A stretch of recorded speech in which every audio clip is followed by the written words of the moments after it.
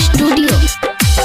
डाले खातिर रंग किया होई छी बेताब रे, पियर साड़ी हमर होई जतई खराब रे, पियर साड़ी हमर होई जतई खराब रे। डाले खातिर रंग किया होई छी बेताब रे, पियर साड़ी हमर होई जतई खराब रे।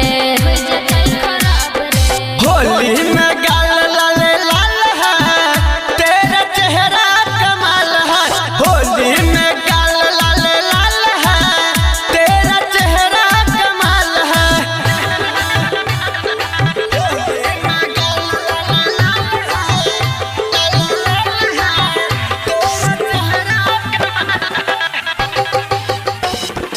म्यूजिक बाय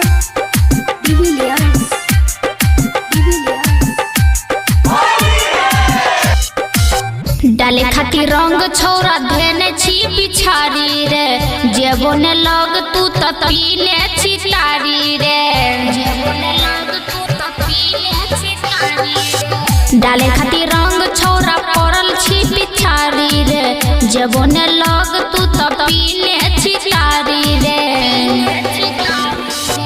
एक बेर हमरा से होलिया खेला लेगे, मिलत न मौके तनी चोलिया रंगा लेगे। होली में गाल लाल लाल है, तेरा चेहरा कमाल है।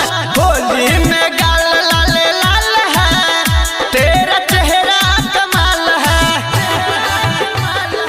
होली में गाल लाल लाल है, लाल लाल है, तेरा चेहरा कमाल है। Music by presented by Aruliya recording studio. पियर साड़ी में जिए हम तैयार रे, डाल भी रंग सब हो जतै बेकार रे, डाल भी रंग सब हो जतै बेकार रे। पियर साड़ी में जिए हम तैयार रे, डाल भी रंग सब हो जतै बेकार रे, जतै बेकार रे। अनिल से शंकर के मौका दो ही रानी, होलिया में तोरा संग कर तो मन मानी। पिचकारी संगीत का तैयार है, तेरा चेहरा कमाल है। होली में गाल लाल लाल है, तेरा चेहरा कमाल है। Presented by Aruliya recording studio.